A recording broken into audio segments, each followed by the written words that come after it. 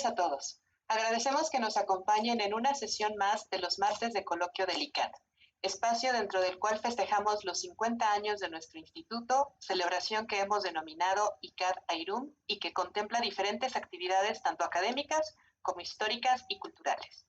El día de hoy corresponde al cuarto conversatorio, recordando la década del 2000 al 2010, por lo que recorreremos estos 10 años de historia, trabajo e importantes logros de la mano de una académica y 4 académicos. Todos ellos con una gran trayectoria dentro del Centro de Instrumentos, después Centro de Ciencias Aplicadas y Desarrollo Tecnológico y actualmente Instituto de Ciencias Aplicadas y Tecnología. Para comenzar, cederé la palabra al doctor Rodolfo Zanella Especia, director del ICAT, quien nos dará la bienvenida en el viaje que haremos en esta etapa del instituto. Adelante, doctor Zanella, muchas gracias. Sí, muchas gracias, Citlali. Muy buenas tardes, bienvenidas, bienvenidos a este cuarto conversatorio en el que recordaremos la década, como ya decía Citlali, de 2000 a 2010. En esta década, en la que fueron directores los doctores Felipe Lara Rosano y José Manuel Saníger Blesa, comenzaron los cambios, o más bien continuaron los cambios organizacionales y los logros del centro. A principios del año 2000, el Centro de Instrumentos se reorganiza en 2 departamentos, el de Investigación Aplicada y el de Desarrollo Tecnológico. Posteriormente, en abril de 2002, se realizó el cambio de nombre de Centro de Instrumentos al de Centro de Ciencias Aplicadas y Desarrollo Tecnológico, CECADET, ya que este último se consideró más acorde con sus funciones y líneas de investigación y desarrollo.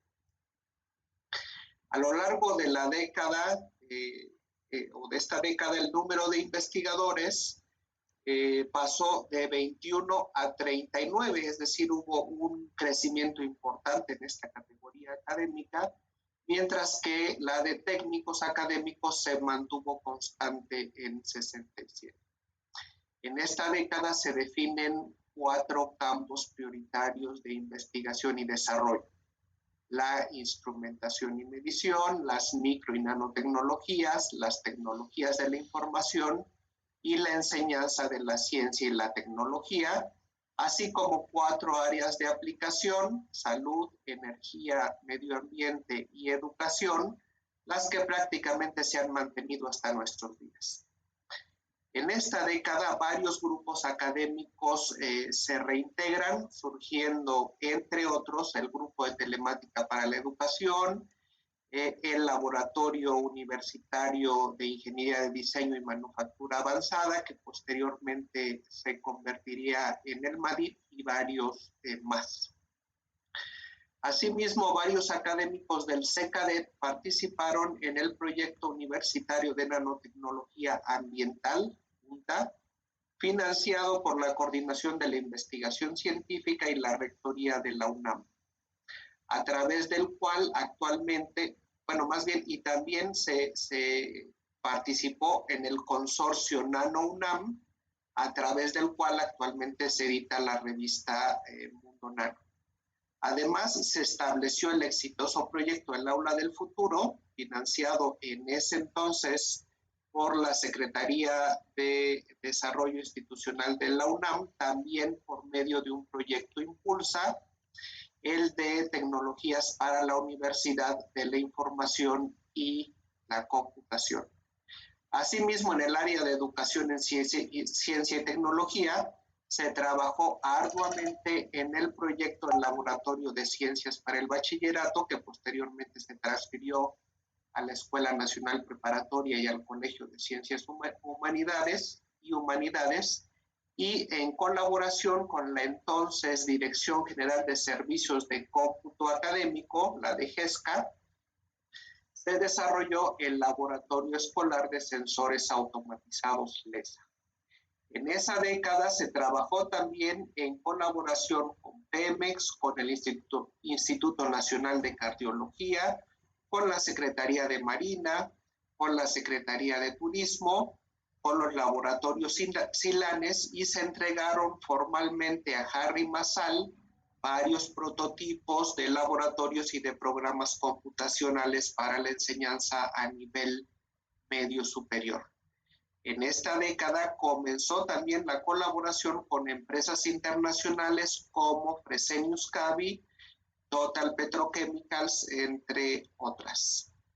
A principios de esta década, el CECADET se integró al Consejo Directivo de la Torre de Ingeniería, en colaboración con las facultades de Ingeniería y Química y del Instituto de Ingeniería. Con apoyos provenientes de ingresos extraordinarios de las 4 entidades fundadoras, entre 2001 y 2005 se concluyó la construcción y el equipamiento del edificio de la torre. Asimismo, a finales de esta década se inició la construcción de un tercer nivel en el edificio principal del CECADET, entonces, que permitió una ampliación superior a los 1,000 metros cuadrados de cubículos, laboratorios y otros espacios académicos. Como verán, fue una década de definiciones, de retos, pero sobre todo de crecimiento e importantes avances, de los que seguramente los colegas que participan en este conversatorio nos comentarán. Muchas gracias a todas y todos ellos por acompañarnos y bienvenidos al cuarto conversatorio sobre la historia de nuestra dependencia. Muchas gracias nuevamente. Gracias nuevamente, Rodolfo, por esta introducción. Y bueno, para presentar a nuestros invitados, voy a ir leyendo una breve semblanza de cada uno. El doctor Fernando Flores Camacho, quien hace el honor de invitarnos, es técnico académico titular C de tiempo completo. Es miembro del Grupo de Cognición y Didáctica de las Ciencias Sociales en el Departamento de Tecnologías de la Información y Procesos Educativos.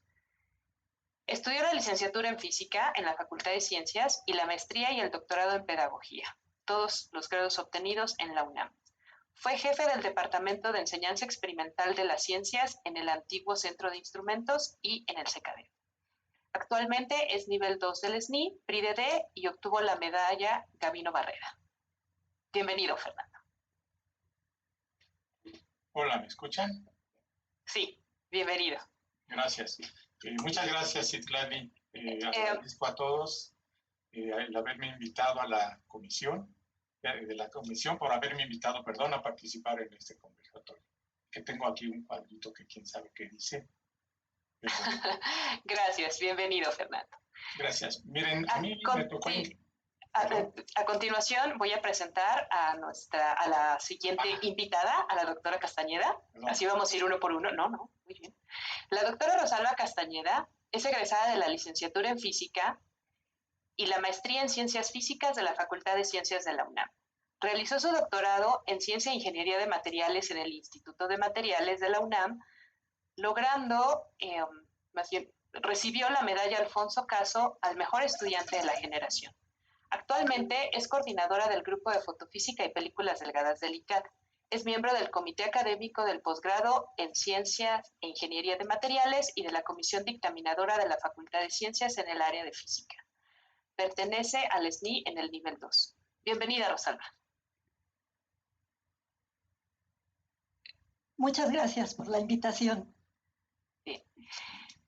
Continuamos con el doctor Gabriel Ascaño, quien es ingeniero mecánico y maestro en ingeniería por la Facultad de Ingeniería de la UNAM y doctor en ingeniería química por la Escuela Politécnica de Montreal, en Canadá. Ingresó al Centro de Instrumentos en 1986 como técnico académico y actualmente es investigador titular C. Fue jefe del Departamento de Diseño Mecánico del Centro de Instrumentos, secretario académico del CECADET y coordinador del programa de maestría y doctorado en ingeniería de la UNAM. Es nivel 2 del SNI y PRI D. Bienvenido, Gabriel. Muchas gracias, Citlali. A continuación, presento al doctor Rufino Díaz, físico, maestro y doctor en física por la Facultad de Ciencias de la UNAM. Es especialista en óptica. Actualmente es investigador titular C. Tiene 43 años impartiendo cursos de licenciatura y posgrado. Ha publicado 55 artículos de investigación, tiene una patente otorgada y ha dirigido a 35 tesistas de licenciatura y posgrado. Recibió el Premio Universidad Nacional 2019 y la Distinción Universidad Nacional para Jóvenes Académicos en 1996, ambos en el área de docencia en ciencias exactas. Es investigador nacional en el nivel 2 y PRI-DD. Bienvenido, Rufino. Muchas gracias, Citlali. Y finalmente, presento al doctor Augusto García, quien estudió la licenciatura en física en la Universidad Autónoma Metropolitana Iztapalapa y el posgrado en ingeniería eléctrica y física aplicada en Case Western Reserve University en Cleveland, Ohio, en Estados Unidos. Actualmente es investigador titular C en el ICAT de la UNAM y pertenece al Sistema Nacional de Investigadores en el nivel 3. Recibió la distinción Universidad Nacional para Jóvenes Académicos en el 2006 y la medalla Fernando Alba en Física Experimental que otorga el Instituto de Física de la UNAM en 2015. Sus áreas de interés general son la óptica electromagnética y la física de sensores. Bienvenido, Augusto. Gracias. Bueno, como verán, tenemos invitados de lujo en este conversatorio y bueno, vamos a iniciar platicando acerca de cómo se incorporaron al entonces Centro de Instrumentos, para lo cual le pido a Fernando que nos platique su incorporación. Muchas gracias, Claudia. Buenas tardes a todos. Miren, a mí me tocó ingresar en el entonces Centro de Instrumentos. Yo inicié, como la mayoría de todos nosotros, como tesista en 1979. El director entonces era el ingeniero Héctor del Castillo. En el siguiente año que terminé la tesis fui contratado como técnico académico y pues empecé a trabajar toda la parte de desarrollo de equipo y material educativo, siempre para la física. Luego entró como director Héctor Domínguez y Héctor Domínguez le interesaba mucho la parte de la educación. Él mismo nos dio unos cursos, lo que entonces se llamaba tecnología educativa, que no es nada parecido a lo que ahora se entiende por tecnología educativa. Y pues ahí iniciamos digamos, una perspectiva un poco distinta de lo que hacíamos. También tuvimos unos cursos muy interesantes con María Salud Núñez, que venía directamente de un centro en Suiza y había sido alumna directa de Jean Piaget, y nos empezó a platicar sobre lo que se hacía y cómo se podía averiguar los problemas de aprendizaje de las ciencias. También vino Albert Baez, que era un físico reconocido, no sé si algunos recuerdan, pero estuvo involucrado en la creación del MASER, ¿no? Y tenía pues una trayectoria relevante en ese campo. Pues con ello, ¿no? Empezamos nosotros a cambiar un poco el enfoque, el esquema. Se creó el Departamento de Enseñanza Experimental de las Ciencias y los que entonces participábamos fueron, pues estaba José Luis Pérez Silva, estaba Adrián Osca, Roberto Sayavedra, y luego entraron Leticia Gallegos, Eduardo Vega, y posteriormente entró también, a lo mejor ya nadie se acuerda de algunos de ellos, Leonardo Sánchez, ¿no? Entró Elaine Reynoso, Clara Alvarado también estuvo con nosotros, empezó en esa época, y Josefina Pérez de Celis. Básicamente lo que hacíamos era equipo didáctico, como vimos en la transparencia anterior, y como vemos en esta, ¿no? Desarrollábamos equipo fundamentalmente de física y también pues dábamos cursos a los profesores. Pues ese fue prácticamente nuestro inicio. Muchas gracias, Claire. Muchas gracias, Fernando. Es un gusto escuchar nombres conocidos para muchos de nosotros y saber cómo fue que llegaron más o menos al mismo tiempo. Y bueno, ahora le pido a Rosalba si por favor nos platica sobre tu incorporación al entonces Centro de Instrumentos. Muchas gracias, sí. Bueno, pues yo conocí el Centro de Instrumentos cuando todavía era Centro de Instrumentos y yo aún era estudiante. Yo llevé materias con los maestros en ese entonces jóvenes, Javier Sierra, Jaime Pimentel, en la carrera de física, ¿sí? De hecho, yo hice mi servicio social bajo la dirección del doctor Gabriel Corquidi, no sé si lo recuerden, él ya no está con nosotros, está en el en Cuernavaca, creo, ¿no? Yo ingresé como académico al Centro de Instrumentos en 1985 como técnico académico e ingresé al Laboratorio de Acústica y Vibraciones. En ese entonces el director era el doctor Héctor Domínguez y el coordinador del laboratorio era el maestro Ricardo Ruiz Bullosa. El doctor Bullosa fue mi coordinador fue mi tutor en mi tesis de maestría en el área de acústica, ¿sí? Y bueno, yo aquí en la foto les presento el primer laboratorio hecho de madera en el primer piso de la planta, de la primer planta del edificio principal del Centro de Instrumentos, en donde se creó la primer cámara de medición. Y en la foto pueden apreciar a Felipe Orduña, que ahora es coordinador del grupo, ¿sí? En ese entonces él también era estudiante como yo. Ya para la década del 2000, este laboratorio se acondicionó con varias cámaras de medición, ¿sí? Que eran un edificio independiente que en su tiempo, ya una vez acondicionado, por ahí de la década del 2000, fue la mejor de México y probablemente también de América Latina, que aún ahora sigue siéndolo, ¿sí? En todos los acondicionamientos, en las fotos les muestro cuando acondicionamos la cámara anecoica. Había una cámara reverberante y una cámara de transmisión. La cámara de transmisión se terminó de acondicionar hasta esta década del 2000 y más tarde incluso, ¿sí?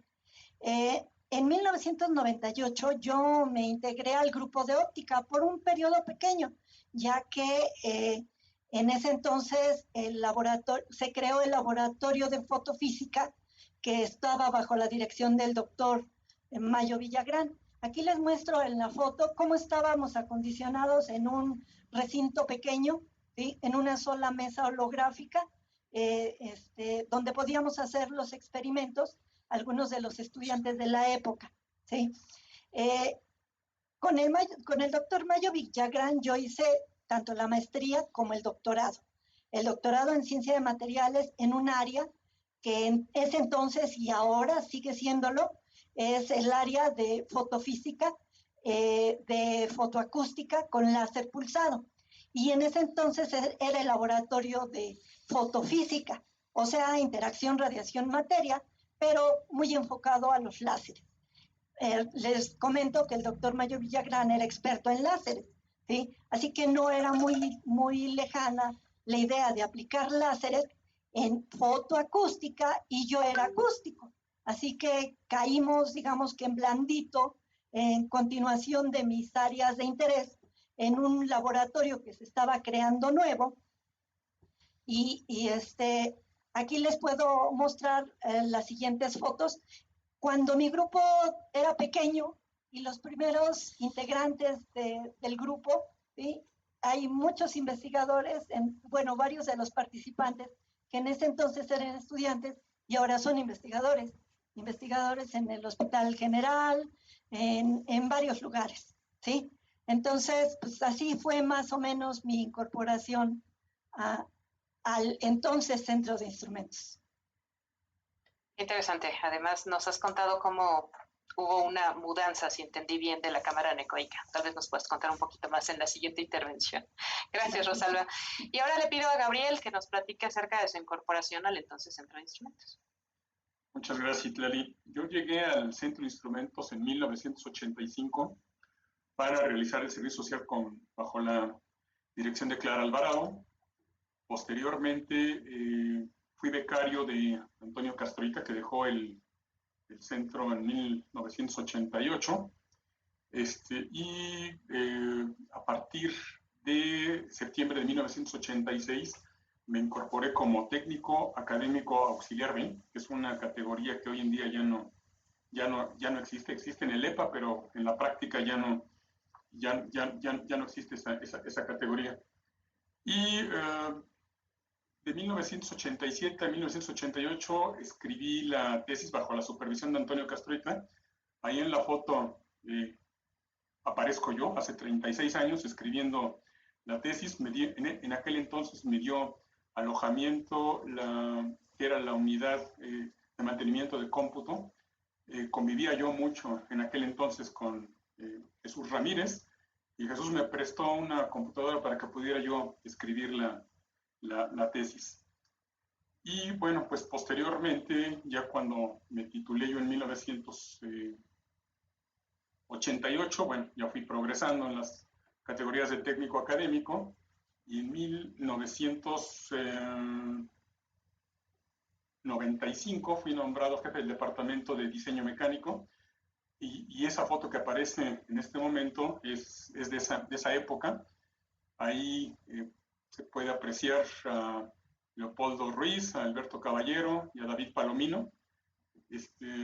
Y bueno, ya después en 1999 yo dejé la jefatura para iniciar los estudios de doctorado en Canadá, y ya. Gabriel, tu micrófono se apagó por perdón. error. Ya en 2003 me reincorporé nuevamente al que era en aquel entonces el Centro de Ciencias Aplicadas y Desarrollo Tecnológico, y en 2004 solicité mi cambio a investigador, que es actualmente como me desempeño. Muchas gracias. Muchas gracias, Gabriel. Sin duda, el cambio, la evolución de las computadoras en esa década en particular fue sumamente importante, ¿no? Como lo podemos ver en varias fotos. Bueno, y ahora le pido a Rufino que nos platique sobre su incorporación al Centro de Instrumentos. Muchas gracias, Citlali. Pues yo llegué al Centro de Instrumentos todavía en 1988, pero antes tuve varios contactos con el Centro de Instrumentos.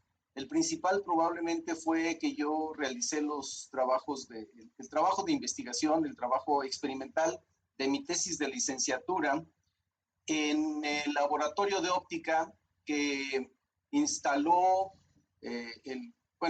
auspició de alguna manera el doctor Daniel Malacara y su equipo de trabajo en el Centro de Instrumentos, y de hecho varios académicos trabajaron allí en el Centro de Instrumentos, y los conocí a ellos porque ellos estaban haciendo experimentos para publicar artículos, etcétera, y yo hice allí mi tesis de licenciatura en la parte experimental. En realidad, mi director de tesis fue en ese entonces maestro Arquímedes Morales, que estaba en el Instituto de Astronomía, al igual que el doctor Daniel Malacara, y después se fueron a fundar el Centro de Investigaciones en Óptica en León, Guanajuato, auspiciado desde luego por el Centro de Instrumentos, entre otros. Entonces, también en algún momento durante la carrera, el físico Humberto Sotelo, fue mi maestro. Curiosamente, además, él era coordinador del laboratorio de óptica y fue mi maestro del laboratorio de óptica, y allí empecé a acercarme yo a la óptica. Para mí fue un excelente maestro. Él trabajaba en el Centro de Instrumentos. Posteriormente, siendo yo todavía estudiante de posgrado en la Facultad de Ciencias, tuve la oportunidad de convivir con, en ese entonces era solamente físico, Gerardo Ávila Soberanes, que trabajaba en el Centro de Instrumentos, y él era también un aficionado de la óptica. Trabajaba más en el área de electrónica, tengo entendido, y después se fue a hacer su doctorado a Francia. Entonces yo llegué en 1988, en ese momento yo estaba trabajando en la Facultad de Ciencias, y Roberto Ortega estaba formando el laboratorio de óptica aplicada. Él me invitó a colaborar con él en esta empresa, en este proyecto. Fui el primer investigador que me incorporé a este laboratorio. En ese entonces, Ricardo Ruiz Bullosa ya era investigador del Centro de Instrumentos. Yo fui el segundo que estaba en esa época. Me acompañó Marta Rosete, era mi estudiante de licenciatura. Ella hizo el trabajo también de tesis aquí en el Centro de Instrumentos, Y con Roberto estaban trabajando, allí pueden ver abajo a la derecha, Carlos Treviño, a Jazmín Carranza, estudiantes de Roberto Ortega. También estaba Genoveva Holguín, ella ya no está como técnica académica, y ese fue el tiempo en que me incorporé. Por cierto, nada más como detalle curioso, me incorporé un mes antes de que iniciara la última huelga que hizo el Sindicato de Trabajadores Administrativos de la UNAM. Gracias. Muchas gracias, Rufino. Sin duda, muy interesante y es muy interesante y agradable escuchar de la incorporación, bueno, de los primeros investigadores de Laura ICAT, ¿no? Bueno, y ahora le pido, Augusto, que nos platiques acerca de su incorporación. Adelante, Augusto. Sí, claro. Gracias. Bueno, yo ingresé al entonces Centro de Instrumentos en marzo de 1996. Igual yo había conocido el Centro de Instrumentos unos años antes. Yo hice la licenciatura en física en la UAM Iztapalapa y no sé si habrá sido el tercer año de la carrera, me empezó a interesar la metrología. Me comentaron que ahí en el Centro de Instrumentos se hacía metrología, entonces pasé a visitarlo.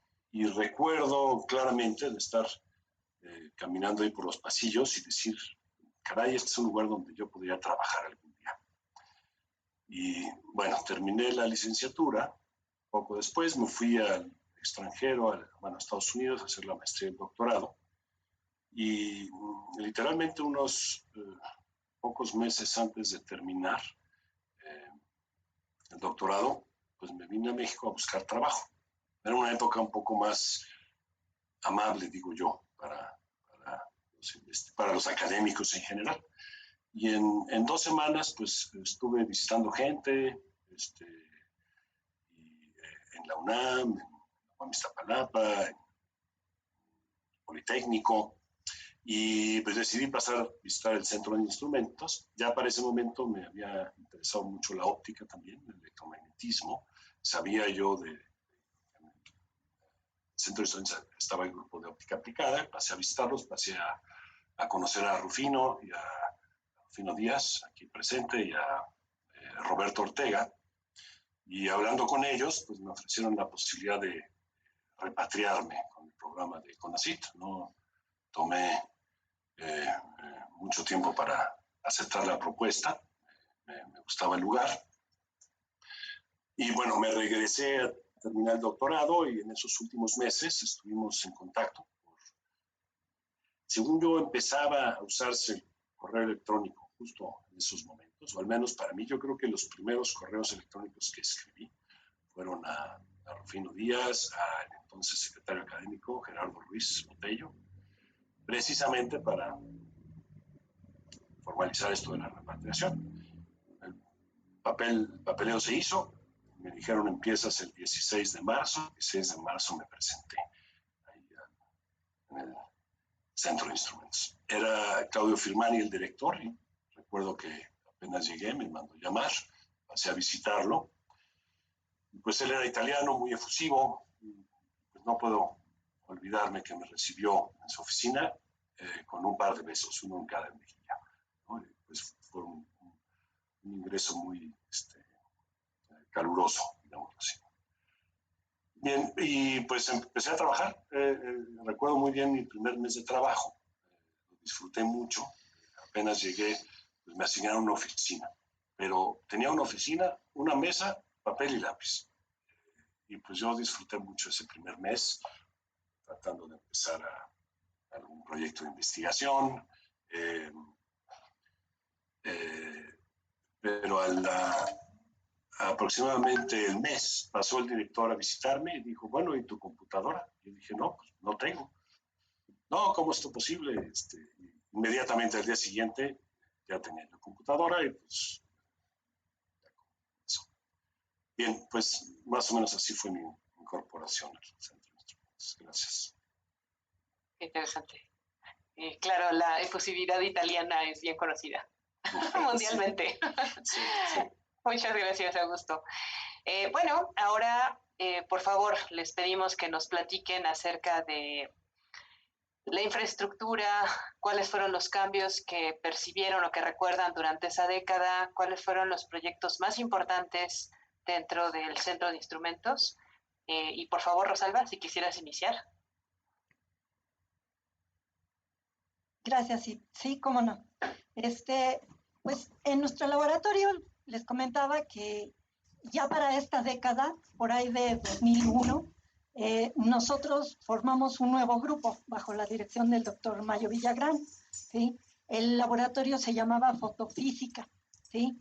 En ella empezamos el doctor Mayo Villagrán, muchos alumnos, eso sí, afortunadamente, ¿sí? Pero con el tiempo, ya para 2008, en esa década, no, primero por ahí de 2001 se integró también, no fue 2001, sí, o 2002, se integró el doctor Martín Sobral, ¿sí? Y unos años después se integró a nuestro grupo la doctora Citlali Sánchez Aque.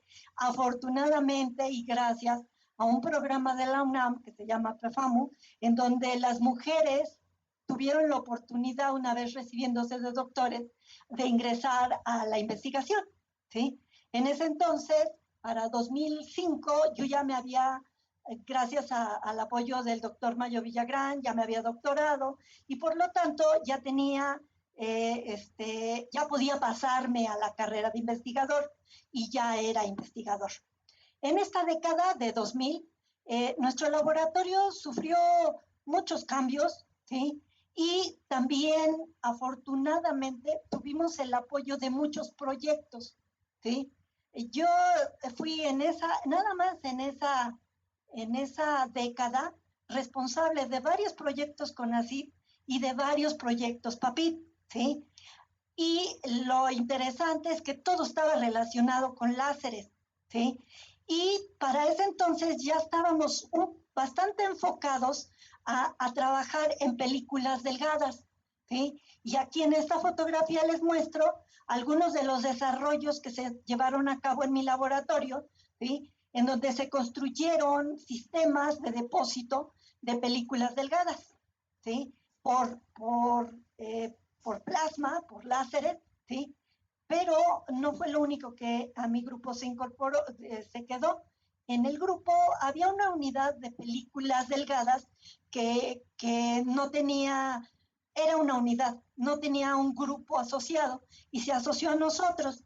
Desde ese momento nuestro grupo se llamó Fotoacústica y Películas Delgadas. Y para entonces, con todos los proyectos que logramos adquirir, teníamos sputtering, evaporadora, el PLD, varios PLD y un gran número de láseres, ¿sí? La mayoría de ellos pulsados, algunos continuos, así que nuestro laboratorio se convirtió en el referente, por lo menos para nuestra institución, de un laboratorio de láseres y películas delgadas, y particularmente en el desarrollo de mi área de investigación, que fue la fotoacústica. ¿Sí? Ya les comentaba que pues, soy de nacimiento acústico, así que teníamos que meter ese campo ahí. Pero en el laboratorio no es lo único que se hacía. También se hacía diagnóstico de plasma, ¿sí? En películas delgadas y diagnóstico de plasma se han hecho bastantes trabajos. Desafortunadamente el doctor Martín Sobral en algún momento de la década se cambió al grupo de óptica o no sé si a un otro departamento cuando ya se habían creado más departamentos en el entonces ya era el CECADET, ya no era el centro de instrumentos, ¿sí? Bueno, pues entonces aquí les muestro algunas fotos de nuestro laboratorio y al final una foto ya relativamente reciente de nuestro grupo. Esta foto fue tomada un poquito antes de que empezara la pandemia, así que como ven, nuestro grupo ha sido siempre bastante grande. Y afortunadamente con los apoyos que hemos tenido, nuestro laboratorio creció bastante y está muy bien instrumentado, ¿sí? Nada más como último comentario, quisiera yo decir de un proyecto que a mí me parece muy importante, que fue cuando en esta década del 2000 se creó, se impulsó la creación del posgrado en instrumentación. Este posgrado de instrumentación fue el primer proyecto de posgrado en donde el entonces CECADET era el anfitrión, ¿sí? Y les comento que más de la mitad de los investigadores del ICAT, de la ORICAT, pues, eran parte de este posgrado y estaba en ingeniería. Y bueno, yo lo recuerdo muy bien porque tuve el placer de ser coordinadora de este posgrado durante el periodo de 2006 a 2011, aproximadamente. Gracias. Gracias, Rosalba. Sin duda, fue un cambio, marca un cambio, un antes y un después, el establecimiento de este posgrado con una participación muy importante de los académicos del CECADET. Y seguramente nuestros invitados nos van a contar un poquito más de esto más adelante. Entonces, bueno, por favor, Gabriel, platícanos desde tu punto de vista los cambios, la infraestructura y los proyectos de la década. Muchas gracias, Lali. Bueno, en 2006, junto con Eduardo Bernal, tomamos la decisión de crear el grupo de Ingeniería de Proceso, que hoy tiene 7 integrantes, pero lo interesante en esa época, lo único que disponíamos era de un cubículo y además un cubículo compartido. Eso era el grupo de Ingeniería de Proceso. En aquel entonces yo no tenía oficina porque José Sánchez me invitó a colaborar en la Secretaría Académica, entonces cedí mi cubículo a otra persona y yo trabajaba todo el tiempo en la Secretaría Académica. Entonces lo único que disponíamos en aquel entonces era una oficina. Después con la construcción del tercer nivel en el edificio principal, tuvimos acceso a un laboratorio y varios cubículos y empezamos a crecer. Sin embargo, yo lo que quisiera platicar es de los proyectos. Para mí los más significativos fueron financiados por el sector productivo. Siempre me he considerado un investigador, tengo publicaciones, pero la verdad es que me atrae más la parte de desarrollo tecnológico. Y el primero de los proyectos contratados con la industria es una prensa automática de moldeo. Ahí se muestra el esquema de este equipo. Este proyecto lo financió la empresa Total Petrochemicals en Estados Unidos, que tiene sus instalaciones en La Porte, Texas, muy cerca de Houston. Y el propósito de esta prensa era desarrollar un sistema que fuera capaz de operar de manera automática con procesos de prensado variando presión, temperatura, tiempo de enfriamiento, para crear probetas fabricadas con mezclas de polímeros. Aquí se pueden ver algunas imágenes, sobre todo en la parte superior, en el momento en el que ya estaba construida la prensa, ya se había empacado. Aquí se contrató a una empresa que se encargó del empaque, porque además los americanos son muy especiales en cuanto a las normatividad de todo el empaque. La madera tiene que venir fumigada, tiene que venir certificada para que pueda cruzar la frontera. Y del lado derecho, bueno, es una imagen de poco antes de llegar a la empresa en Texas. Y bueno, posteriormente se instaló esta empresa y el proyecto fue, aunque pasamos por momentos muy complicados, fue muy satisfactorio. En este proyecto colaboró por parte del personal académico Eduardo Bernal y Ricardo Damián, más una serie de personal contratado por honorarios. Ahí en la parte superior se puede ver la prensa ya instalada cerca de Houston, y del lado derecho las primeras muestras que se obtuvieron al operar la prensa. Posteriormente, en 2008 se inició un proyecto con una empresa alemana, Fresenius Kabi, con la cual mantuvimos una relación muy estrecha durante los siguientes 13 años. Y el propósito de este proyecto era construir un sistema de preparación de suplementos nutricionales de manera instantánea. de modo que no se tuviera que almacenar ni tener estos problemas de caducidad de los suplementos. Este proyecto, bueno, daba la posibilidad de preparar suplementos nutricionales de manera instantánea, seleccionando consistencia, sabor, temperatura. En este proyecto, además de Eduardo Bernal, también participó Benjamín Valera. La tecnología se transfirió a la empresa la patentó, se llevó a cabo un modelo industrial y en 2011 yo realicé una estancia sabática en Alemania y participé en todas las pruebas de mercado en distintos países. En la parte superior, bueno, es una de los lugares donde se llevó a cabo los estudios de mercado. Fue en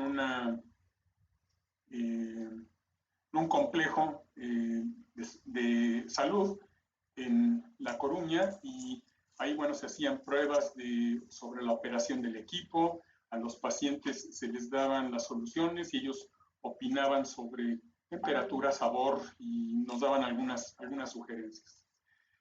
Y el último de los proyectos que yo considero muy significativo para mí fue con una empresa japonesa, Sumitomo, y aquí se trataba de llevar a cabo un estudio sobre un impulsor que se conoce Max Planck. Es un impulsor que se utiliza industrialmente. Físicamente este impulsor tiene un diámetro de 8 metros y los recipientes que se pueden ver ahí del lado izquierdo en la parte inferior son 8 metros por 25 de altura. De hecho, cuando tuve oportunidad de conocer la planta, pude ingresar a uno de estos recipientes. Es prácticamente el tamaño de un edificio. Y se llevó a cabo un estudio hidrodinámico con una técnica que se llama PIV, son las siglas en inglés de Particle Image Velocimetry, donde se pueden obtener los patrones de velocidad, y con esto se puede explicar por qué el agitador es eficiente desde el punto de vista hidrodinámico. El proyecto concluyó con una presentación con el presidente de la empresa. Ese día estaba yo de unos nervios terribles, y después todo se relajó, como se puede ver aquí en la imagen.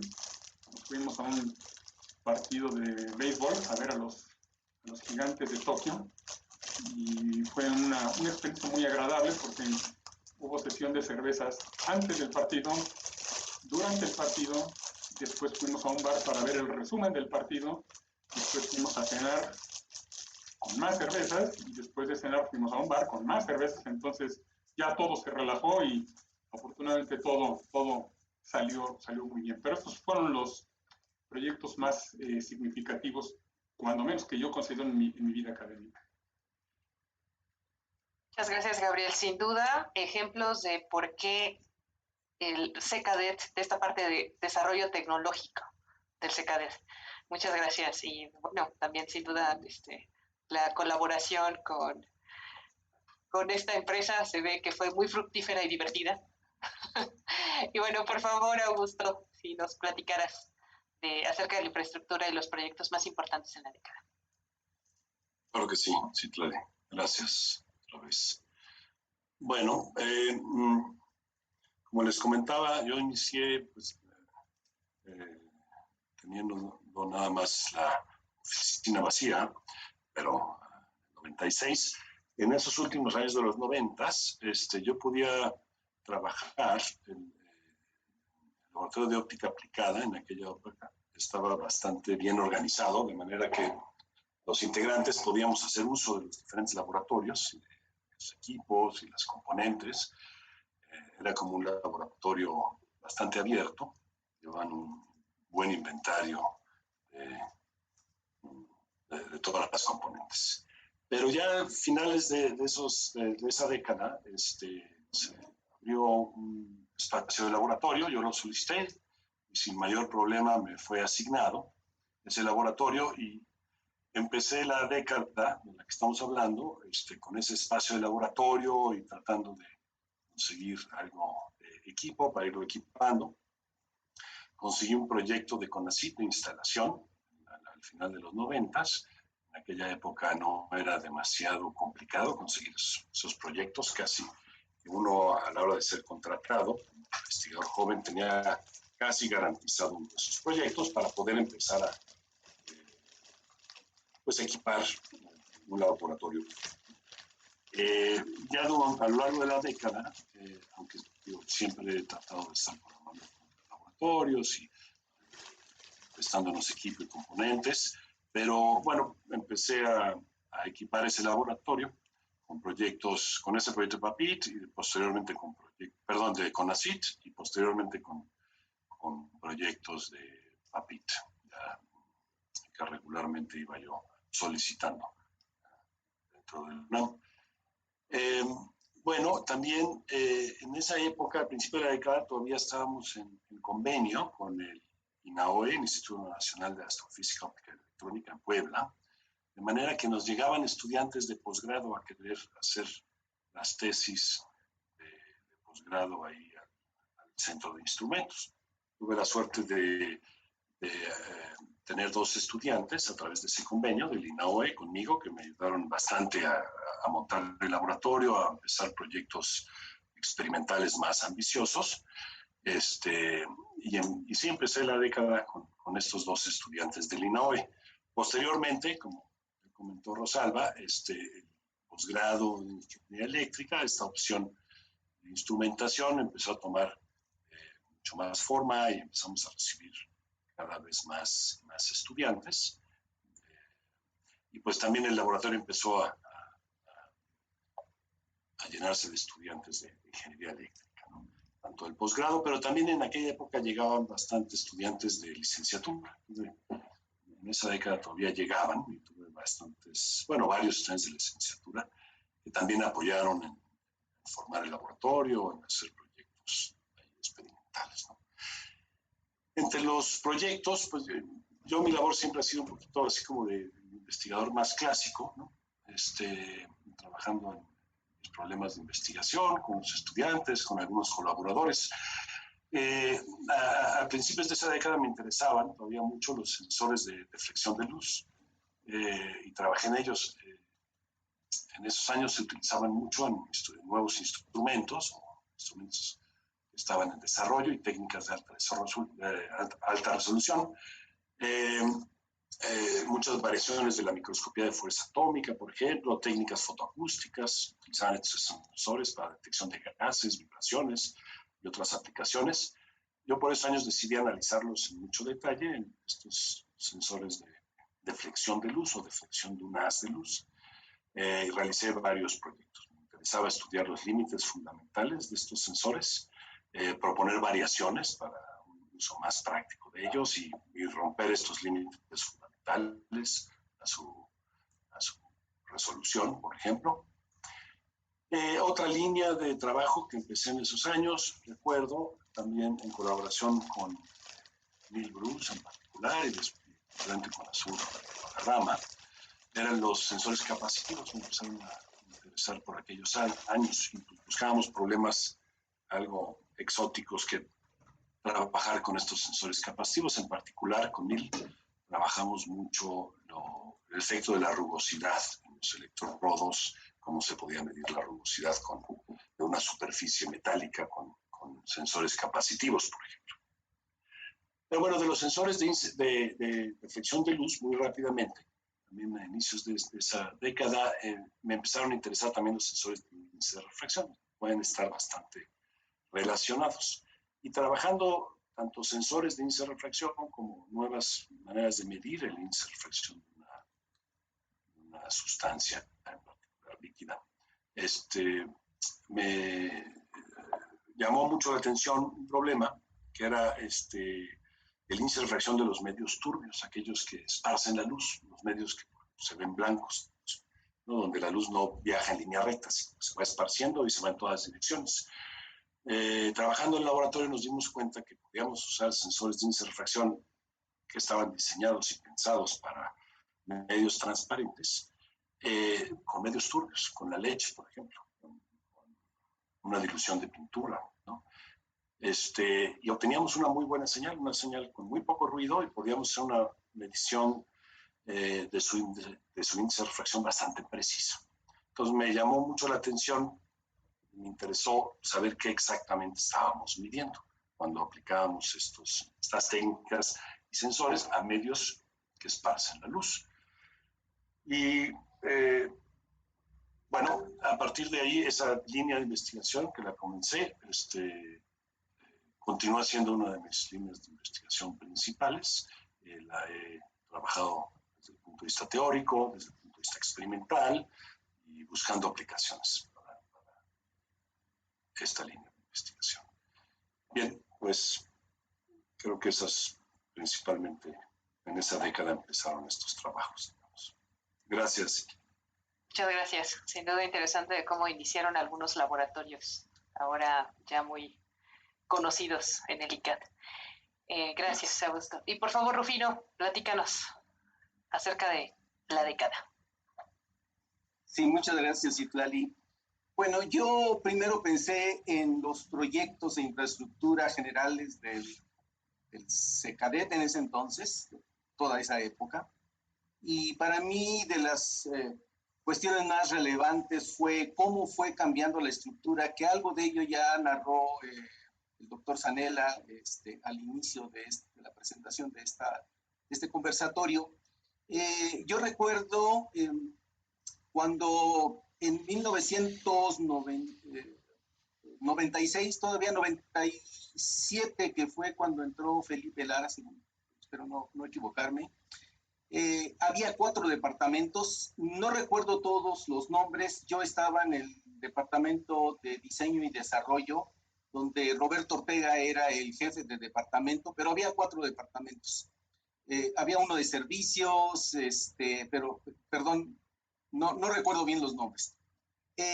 Cuando entró Felipe Lara, cambió la estructura y lo puso en 3 departamentos, como están ahí en el primer cuadro. El Departamento de Investigación Aplicada, el Departamento de Desarrollo Tecnológico e Ingeniería y el Departamento de Asesoría y Servicios. Había varios grupos de trabajo y posteriormente esto ya en 2002, cuando se cambia el nombre del centro a SECADET, Centro de Ciencias Aplicadas y Desarrollo Tecnológico, la estructura cambió a solo 2 departamentos, que era el de investigación aplicada y el de desarrollo tecnológico. También recuerdo que Felipe Lara impulsó mucho el área de cómputo o de informática o de tecnologías de la información, aparte de todo lo que ya había en el centro. Él trajo esa componente de manera importante. Y posteriormente, cuando en 2005 entró como jefe como director José Saníger, la estructura de nuevo cambió. Yo no veo ahí abajo ya al final, está un poco oculto, creo, no sé si todos lo ven así, pero eran 4 departamentos que esencialmente les puedo decir son el de instrumentación y medición, el de óptica y microondas, el de, tecnociencias y finalmente el último que no alcanzo a verlo por lo limitado de... Tecnologías de la información. Tecnologías de la información, muchas gracias. Todos esos, cambios fueron muy relevantes, yo creo, para... déjenme comentar que yo recuerdo que había discusiones por ejemplo, para definir el nombre, tuvimos al menos una sesión, pero creo que fueron 2 o 3 sesiones en el auditorio del centro para ponernos de acuerdo cuál era el mejor nombre que se le iba a poner al centro, cuando cambió a SECADET. También posteriormente tuvimos todo un proceso, eso ya fue en la siguiente década, para la propuesta a instituto. Otra de las cosas que me parecen relevantes de esta década del 2000 al 2010 es que bajo la dirección de José Saníger se definieron las áreas prioritarias y las áreas de aplicación. Me parece que eso es muy relevante. de alguna manera definió lo que era el centro y nos dio tal vez un poco de rumbo. El único punto que yo destaco allí es que a pesar de mi insistencia, en la primera vez no quedó nada de óptica ni de fotónica, y esto ya aparece recientemente. Ya en lo personal, los proyectos para mí relevantes fueron estos dos proyectos que aquí muestro dos fotografías simplemente. Uno es el desarrollo del método de pantallas nulas para probar o medir la forma de espejos y superficies ópticas, y el otro un sensor de Schacht-Hartmann. Esto muy relacionado con la óptica visual. El método de pantallas nulas ahora sigue dándonos trabajo, seguimos investigando en ello, y además resultó que afortunadamente llegamos a esta nueva época, a la actualidad, donde las superficies de forma libre, freeforms, requieren ser medidas, y todos los métodos tradicionales como la interferometría o los métodos de Hartmann y Bronchi no pueden ser utilizados tal como se han desarrollado, y el método de pantallas nulas ha sido muy exitoso. Entonces llegamos a una buena época. Hay otros proyectos de otros colegas, pero bueno, no hay tiempo y esto es lo que quería comentarles. Gracias. Gracias, Rufino. Perdón, nada más me faltó ahí nada más. Esa fotografía es una foto de cuando inició la construcción del tercer piso del edificio principal, que fue importante. Eso empezó en 2011, pero pues se gestionó desde la década anterior. Gracias, perdón. No, gracias. Sin duda se ve cómo se fue formando el ICAT que actualmente conocemos en esta década. Gracias de nuevo, y ahora es el turno de Fernando. Por favor, platícanos. Gracias, Citlali. Bueno, ya como hemos visto, fue una época muy importante, ¿no? De muchos cambios. Dentro de esos cambios hubo reestructuraciones, como ya mencionó Rufino, de áreas, de departamentos. Se crearon varios laboratorios que tenían que ver con la educación, por ejemplo, el de telemática para la educación, el de espacios y sistemas interactivos para la educación, y bueno, el nuestro, que tenía ya la tradición de haber sido un departamento de enseñanza experimental de las ciencias, pasó a ser el grupo de cognición y didáctica de las ciencias. En cuanto a infraestructura, pues realmente nosotros conservamos la que teníamos al inicio. Tenemos un laboratorio, un taller de prototipos que aún sigue funcionando para hacer todos los desarrollos que vamos haciendo en nuestro quehacer cotidiano. Y cabe destacar que en esa época, hacia el final, que se empezó a trabajar en el proyecto, de los laboratorios del bachillerato, pues se empezó a crear el laboratorio prototipo que ustedes ven allí en la fotografía, que era totalmente de lámina. Ahora es donde está el edificio azul, donde están varios laboratorios. Yo considero que esta década fue importante para la consolidación de los grupos de educación, telemática, los de CIE y el nuestro. En particular, en nuestro grupo, fue una época en donde tuvimos muchos invitados. Aquí en esta fotografía podemos ver algunos, tal vez muchos de ustedes los vieron por ahí en los pasillos, ¿no? Voy a simplemente citar a unos cuantos, el doctor Ángel López, Francisco Manuel Cruz, la doctora Xochitl Bonilla, ¿quién más anda por aquí? La doctora María Eugenia Alvarado, etcétera. Y en otros grupos también hubo otros participantes, solo por lo pronto recuerdo al profesor Tolosa, que estaba en el grupo de telemática. Y hay otros estudiantes. Muchos de estos estudiantes que ven allí ahora son investigadores en otras universidades, incluso en universidades en el extranjero. En cuanto a los proyectos que considero relevantes de esta época, voy a citar tres. El primero, ¿no?, es el que tiene que ver con la creación de la base de datos Ideas Previas, en el cual participamos, bueno, nuestro grupo y también el de CIE. Y fue una idea que nos permitió desarrollar una base sobre cuáles eran las ideas previas dominantes que se habían investigado a lo largo de muchos años, y ha sido una base muy útil que es consultada tanto nacional como internacionalmente. Fue apoyada por el CONACYT y participaron otras universidades, y dentro de la UNAM, pues, nuestro grupo, el de CIE, la Facultad de Química, pero teníamos participación de la UAS y de la Universidad Pedagógica Nacional. En la foto que ustedes ven a su izquierda, pues fue digamos, la presentación a la comunidad universitaria de este proyecto, de esta página, y se alcanza a ver, yo lo veo muy chiquito, pero se alcanza a ver al doctor Lara, lo que era el director del ISUE y muchos más que eran directores de las prepas, etc. O sea, fue una presentación formal para la comunidad que comenzó a utilizar esta página que sigue vigente. Nos gustaría ampliarla un poco más adelante.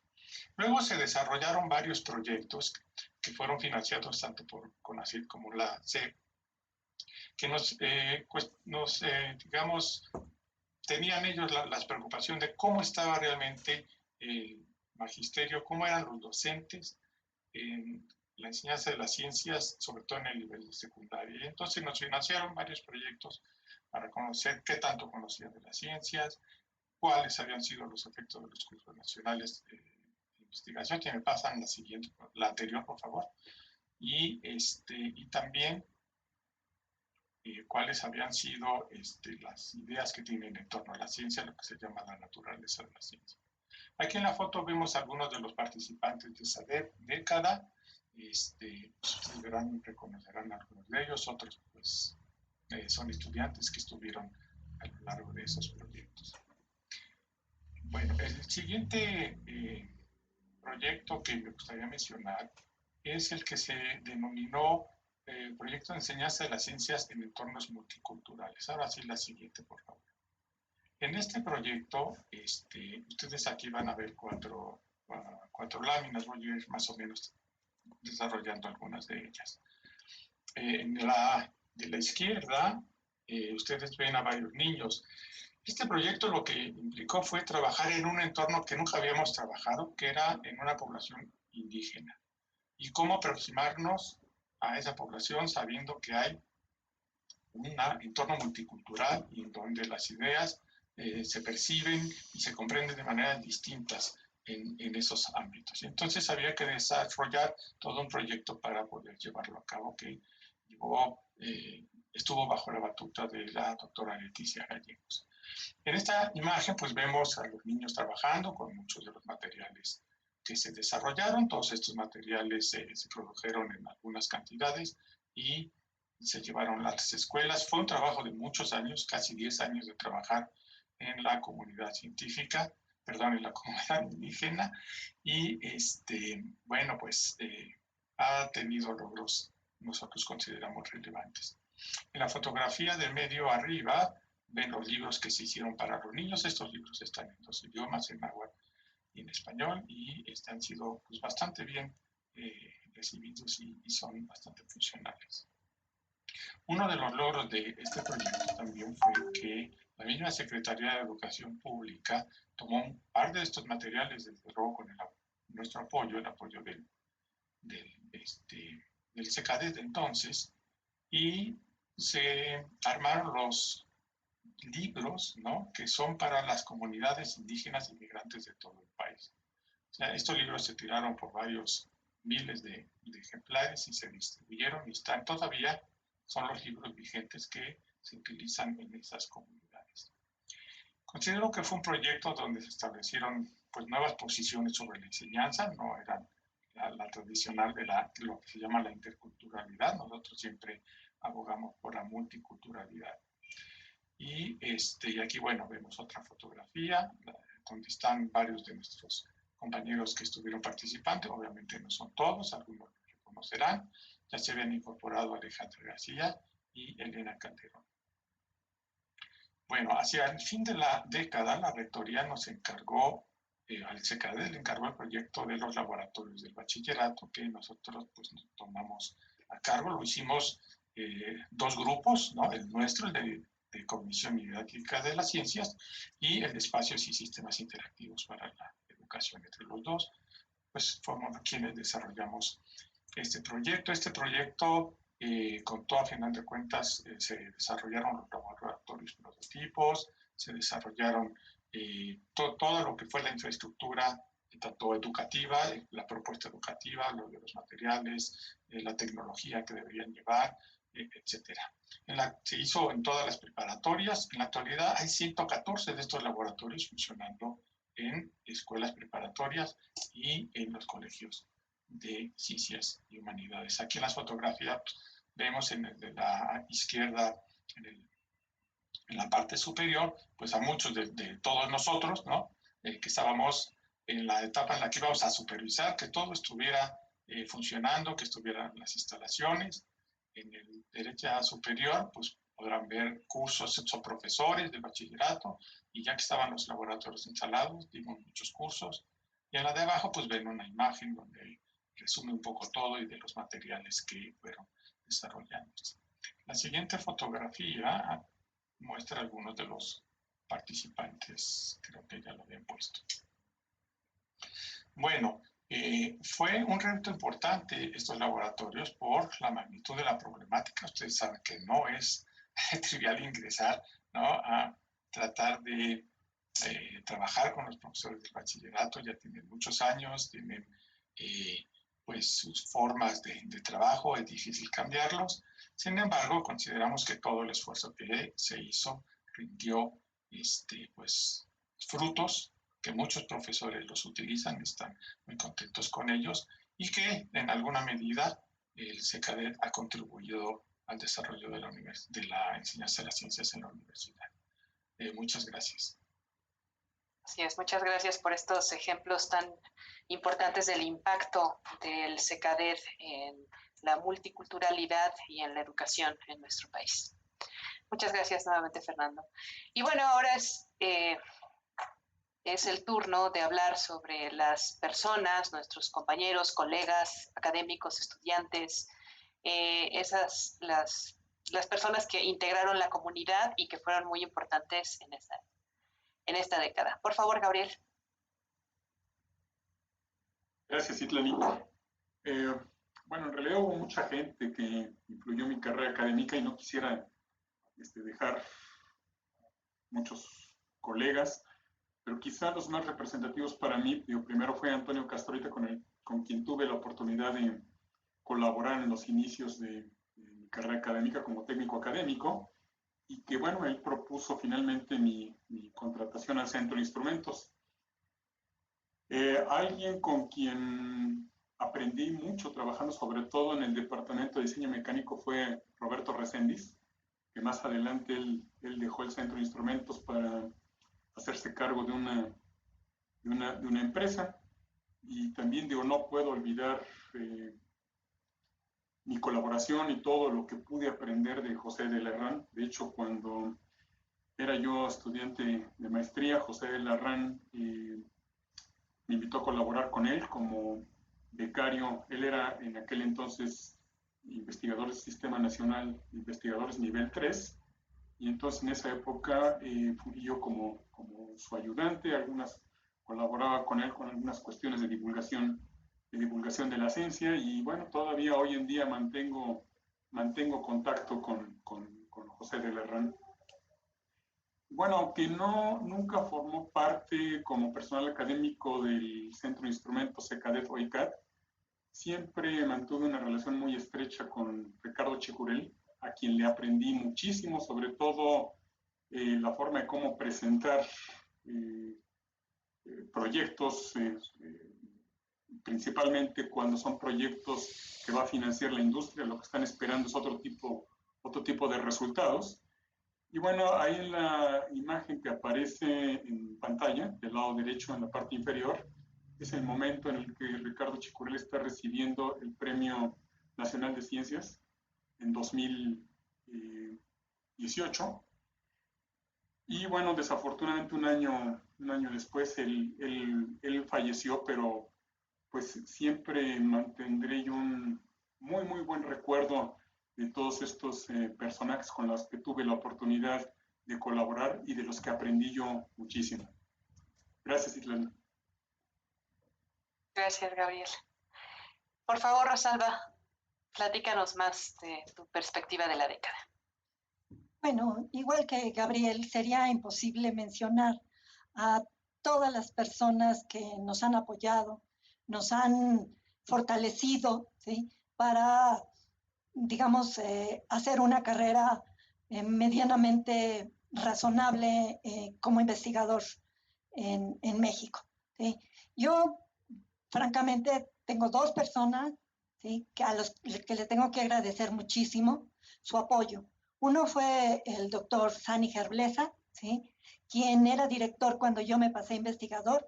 El apoyo que él me dio y los ánimos que me dio para continuar en esta carrera de investigación fueron realmente importantes para mí, ¿sí? Y el otro a que tengo que mencionar a fuerzas es el doctor Mayo Villagrán, ¿sí? Ha sido nuestro guía en todo este trabajo, ¿sí? Él fue quien desarrolló el laboratorio de fotofísica y película delgada, ¿sí? Quien nos impulsó a seguir adelante, ¿sí? Nos animó a seguir, dado que él mismo es una persona muy efusiva, muy animosa, ¿sí? Y siempre nos da ánimos a todos para seguir adelante, ¿sí? No puedo dejar de comentar a alguien que para mí es muy cercano, que es el doctor Santiago Jesús Pérez Ruiz, ¿sí? También el apoyo que he recibido de él ha sido inconmensurable, ¿sí?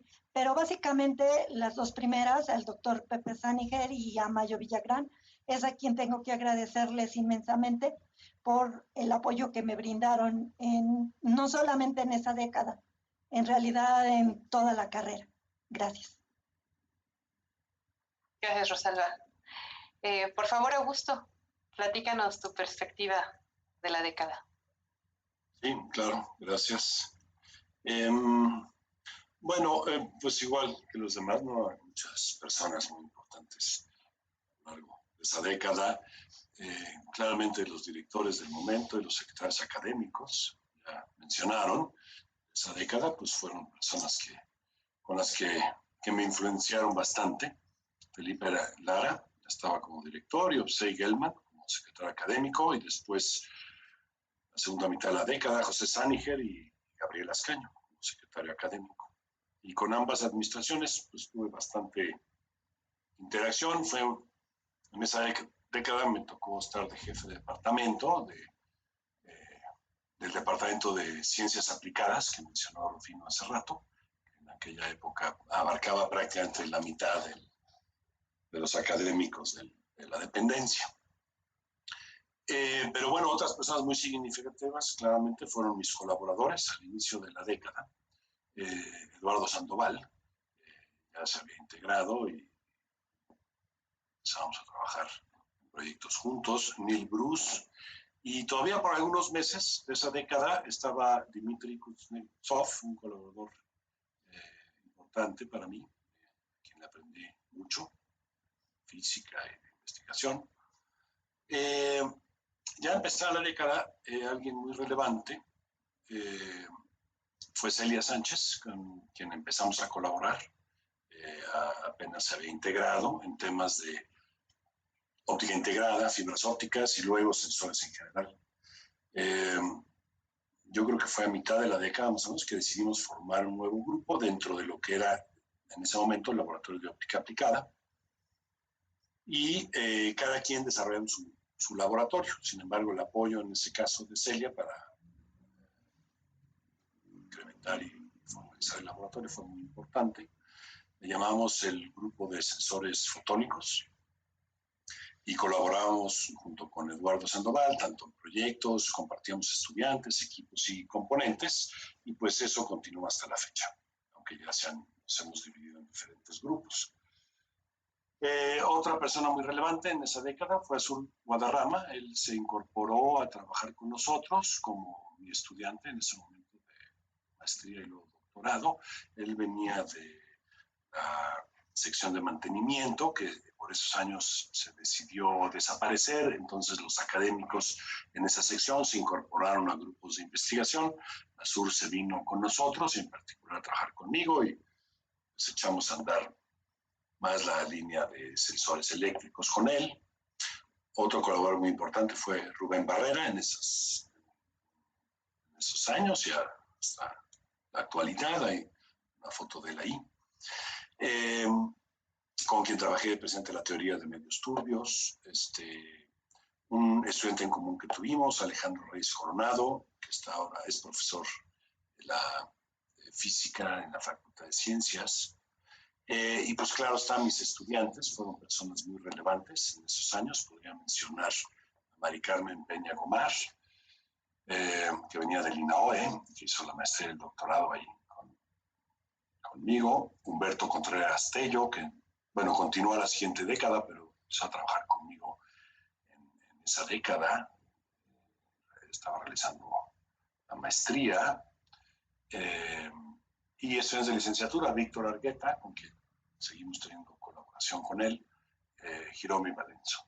Seguramente estoy dejando de lado a muchos otros estudiantes muy importantes, pero bueno, al menos les da una idea. Y hasta ahí mi comentario, Citlali, gracias. Muchas gracias, Augusto. Por favor, Rufino, platícanos tu perspectiva de los personajes importantes en esta década. Sí, Citlali, muchas gracias. Mira, pues a mí me gustaría que pusieran las fotografías porque voy a hablar de muchos personajes. Desde luego, un personaje relevante en muchos sentidos para el centro de instrumentos. Bueno, desafortunadamente las fotos están muy pequeñas, entonces no se alcanza a ver. Pensé que iban a ser de tamaño completo. Está primero Roberto Ortega, que fue el impulsor del área de óptica aplicada. Muchos lo conocimos, él ya falleció en 2014, pero él fue el que dio origen a un área de investigación muy importante, que fue el área de óptica aplicada. De ahí, pues, por allí pasamos, por allí estuvimos muchos de los investigadores. Yo me incorporé después Mayo Villagrán.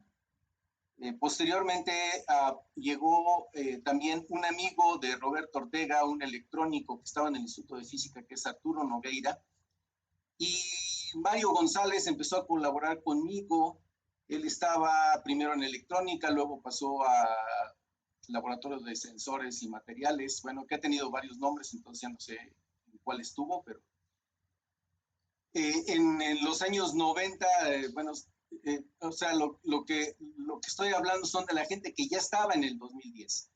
Marta Rosetta, Neil Bruce, Marta fue mi estudiante de licenciatura. Neil Bruce, pues fue un extra que nos trajo Marta a su regreso a la Ciudad de México. Augusto García ya mencionó su proceso de incorporación y estaba también Crescencio García, Manuel Campos y Carlos Román. Ellos dos y junto con Mario y también Arturo Nogueira eran técnicos académicos. Allí podemos ver en el centro arriba el laboratorio de óptica aplicada en el 2001. Ya se había separado Mayo Villagrán de este laboratorio. Prácticamente estábamos los mismos integrantes excepto Mayo, y puede verse también ahí Azur, que colaboraba con Augusto, no sé, en ese entonces tal vez como estudiante, y ahí hay un estudiante mío también, Alejandro Jiménez. En esa década se incorporaron varios de los investigadores hoy muy importantes. Oleg Kolokoltsev llegó al área de fotónica de microondas antes. Pocos recuerdan a Valery Bontesmey, que tenía un laboratorio de microondas, y ahí es donde llegó Oleg Kolokoltsev. Después, ya también lo mencionó Rosalba, Hugo Martín Sobral. Él primero llegó como postdoc y luego ya ingresó como investigador. Gabriel Eduardo Sandoval se incorpora en el 2000, Celia Sánchez, y estoy hablando sobre todo del área de óptica. Maximino Avendaño llegó conmigo a hacer un postdoc, luego se incorporó como investigador. En esa época todavía se podían hacer contrataciones relativamente con facilidad. Él sí Mejía, que había sido estudiante de doctorado de Mayo Villagrán, llegó ahí a trabajar en el grupo de Oleg Kolokoltsev, al igual que Nasser Qureshi. Esa es la manera en cómo fue creciendo, digamos, el grupo. Algo para mí relevante en todo esto fue en el 2006, a Augusto García le otorgaron la distinción Universidad Nacional para Jóvenes Académicos en el área de Innovación Tecnológica y Diseño Industrial en el 2006. Y allí pongo también la fotografía de varios estudiantes que realmente pasaron muchísimos estudiantes. Desde luego las fotografías son de estudiantes cercanos o que yo conocí, no todos fueron mis estudiantes, pero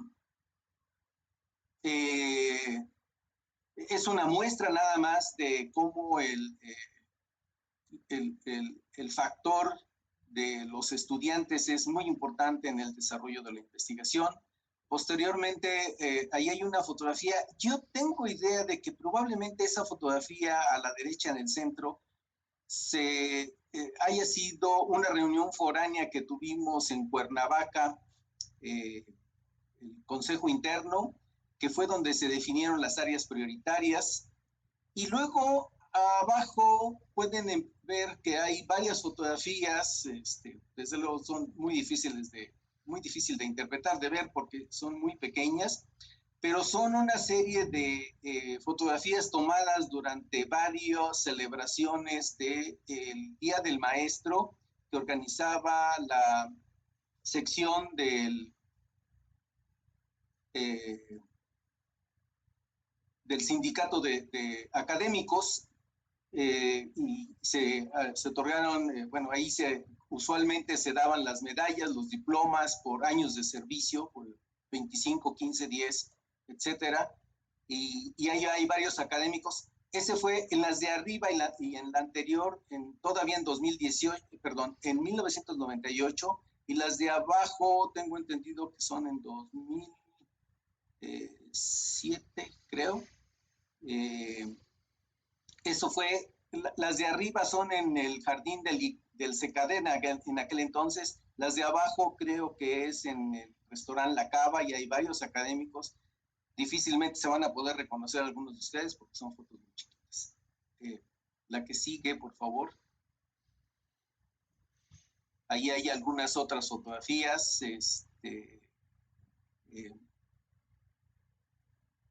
Bueno, creo que el tiempo se me ha terminado y solamente quería reconocer algunos de los principales académicos que estuvieron en el CECADET en esa época.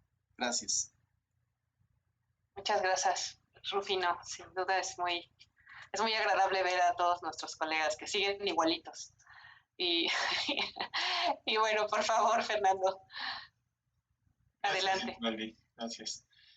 Bueno, no voy en mi caso a recordar a todos. Yo me enfoqué un poco en quienes creo que han sido dos personajes relevantes en esa época en el CECADET, sobre todo para la parte de la enseñanza de las ciencias.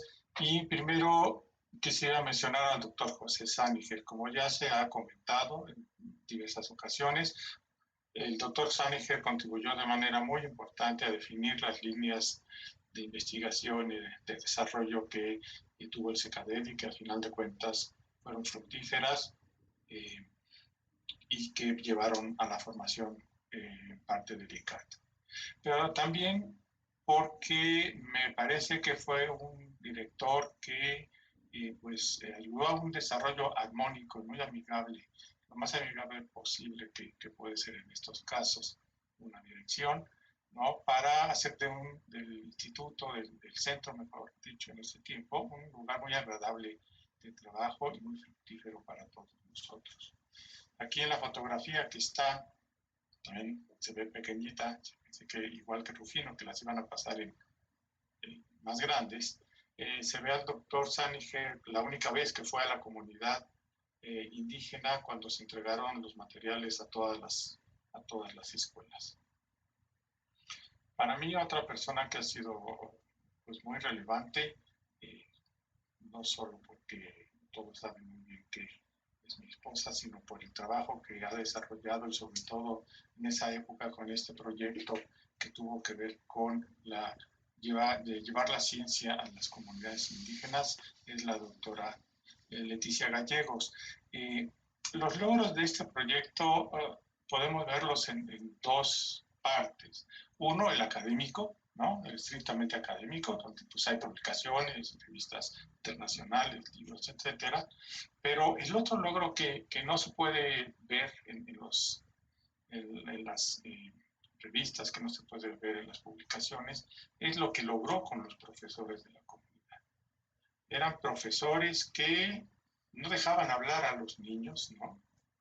Tenían prohibido hablar en clase los niños, no se les escuchaba para nada, no tenían más que seguir obedeciendo y apuntando y recitando lo que el profesor decía, y ya se imaginará las cosas de ciencia que decían, que estaban bastante más alejadas de todo lo que nosotros nos gustaría que supieran. Pero logró algo muy importante, logró un cambio en la comunidad, donde ahora los profesores escuchan a sus alumnos, los dejan hablar, que expresen sus ideas, etc. Y este logro es realmente importante. Uno puede decir, pues, parece un logro menor. No, es un logro que ha costado cerca de 10 años de trabajo continuo que esto ocurra. Y por eso creo que ha sido un personaje relevante de la época. No quiero dejar de mencionar a unos colaboradores que ya no están con nosotros, ¿no? Pero que fueron pues, parte de nuestra comunidad en el grupo y que hicieron un trabajo muy destacado.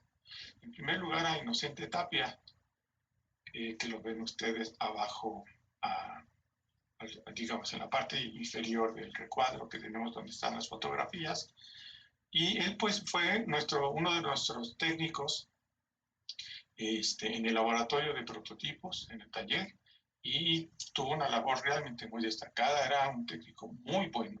Todo su trabajo fue siempre de alta calidad, de precisión. También recordemos a Gabriela Gil, que fue nuestra secretaria por muchísimos años, ¿no? Después de otras secretarias que habíamos tenido, pero ella estuvo con nosotros un buen tiempo y también fue un apoyo muy relevante. Aunque no es de esta década, sí me gustaría también comentar la de Héctor Covarrubias, que ya no está con nosotros porque se jubiló, y como lo podrán ver en la fotografía, está muy contento, ¿no? Está feliz, y esta fotografía la mandó él expresamente para hacer un brindis por todos nosotros. Muchas gracias. Muchas gracias, Fernando. Y bueno, ustedes mismos como participantes, es que todos han sido, creo que, jefes de laboratorio, jefes de departamento. Ustedes han, en esta separación que veíamos en la creación de los departamentos que tenemos actualmente, todos ustedes han jugado un papel importante y relevante en nuestro instituto. Muchas gracias a todos por esto. Quisiera aprovechar, antes de ir al último bloque, para recordarles que pueden dejar sus comentarios o preguntas en el espacio en Facebook, en YouTube, en las redes sociales. Y bueno, pasamos al bloque, por favor, en donde les pedimos que nos compartan anécdotas, comentarios, alguna ocasión importante que recuerden, pues de esta década o de otras, ¿no? Por favor. Entonces iniciamos con Rufino. Muchas gracias, Citlali. A mí me gustaría narrar, espero poder tener tiempo de narrar 3 anécdotas. La primera tiene que ver con cuando yo estaba tenía un año de haberme integrado al Centro de Instrumentos. Solicité un proyecto, primero conocí a un doctor en oftalmología, bueno, de hecho fueron 2, pero uno de ellos ahora muy reconocido, que es el doctor Enrique Graue Vichers, que probablemente ustedes conozcan. Él de alguna manera dio pauta a mi trabajo, a trabajar en el área de óptica visual, y 1989 yo solicité dentro de la primera convocatoria del PAPID con D al final, todavía también incorporaban a los proyectos de docencia. Solicité un proyecto, pero yo no podía solicitar proyecto porque era investigador asociado C. Entonces, a instancias de Claudio Firmani, el entonces director, le pedí a Ricardo Ruiz, que en ese entonces ya era investigador titular A, que fuera el aval, digamos, o fuera el responsable del proyecto. Él aceptó amablemente, me dejó trabajar y prácticamente, digamos, yo desarrollé todo ese proyecto sobre queratopografía láser. Ahí a la derecha vemos una fotografía blanco y negro de la época, imagínense, en los inicios de los 90, en realidad, el primer modelo del queratopógrafo láser.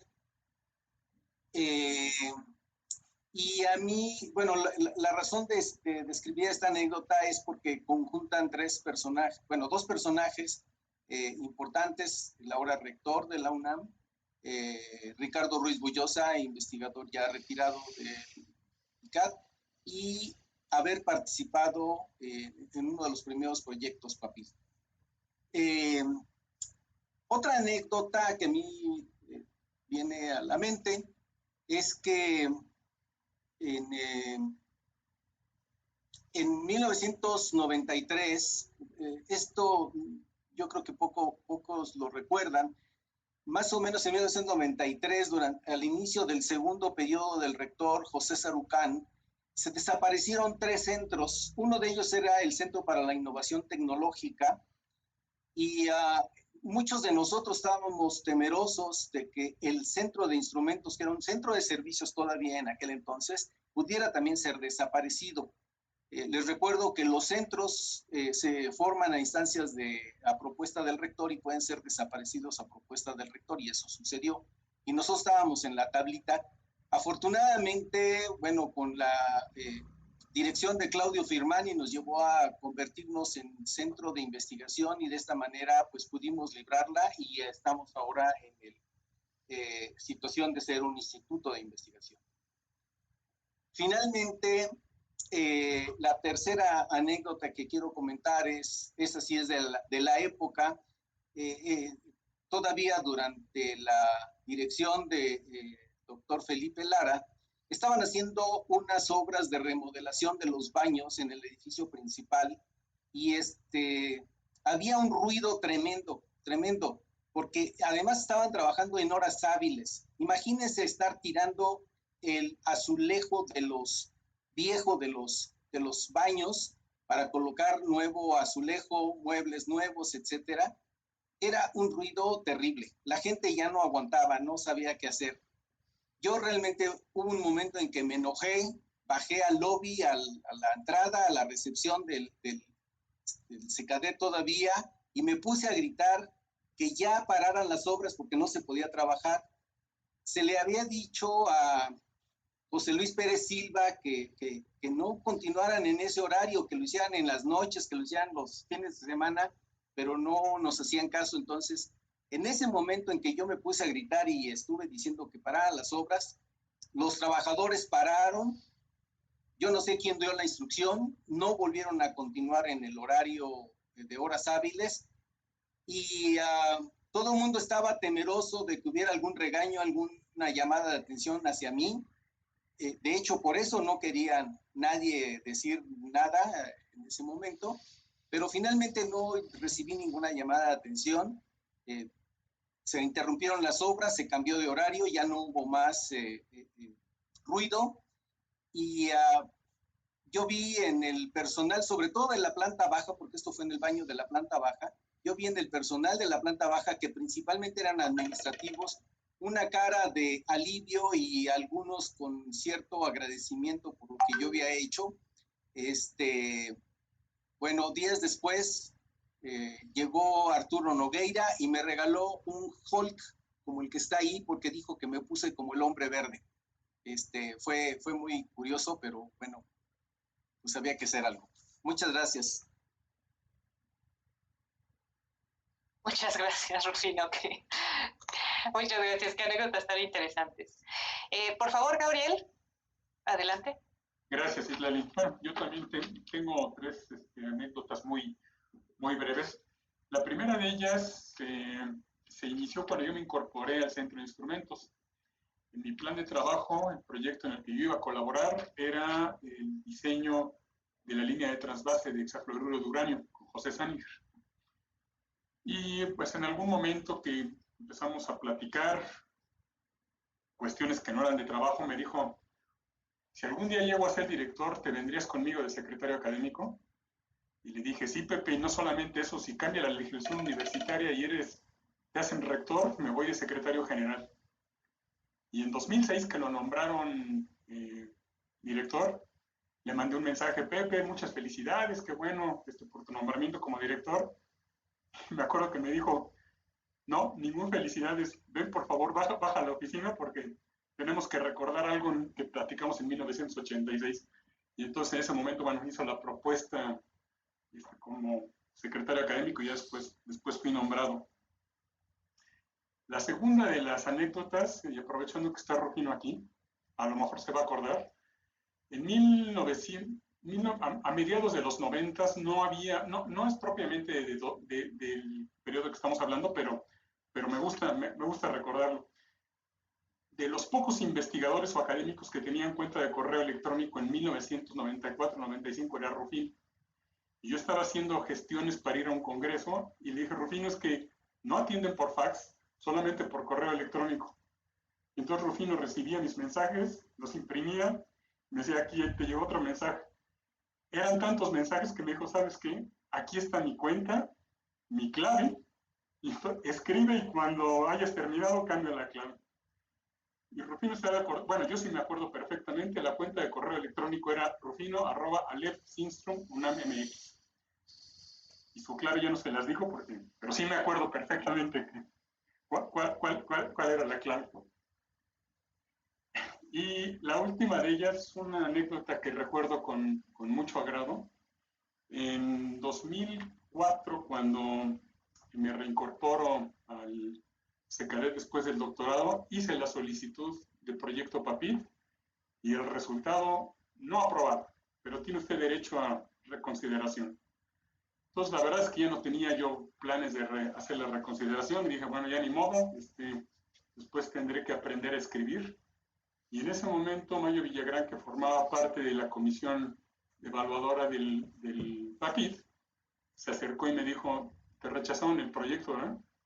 Y le digo, sí. Y dice, bueno, mira, puedes pedir reconsideración y te voy a dar algunos consejos para que pidas la reconsideración. Si quieres, elabora el documento, me lo pasas y te doy algunos consejos y opiniones. Lo hice y finalmente el proyecto se aprobó y fui a agradecerle a su laboratorio por todo el apoyo que me había brindado y le dije, oye Mayo, y aprovechando el viaje, ¿no me podrías prestar un láser para hacer unas pruebas?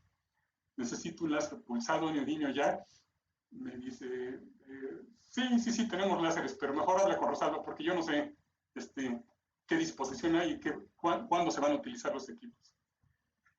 Le digo, oye Mayo, y por último, yo no quiero abusar, pero sí lo voy a hacer. Necesito la óptica para crear una hoja de luz.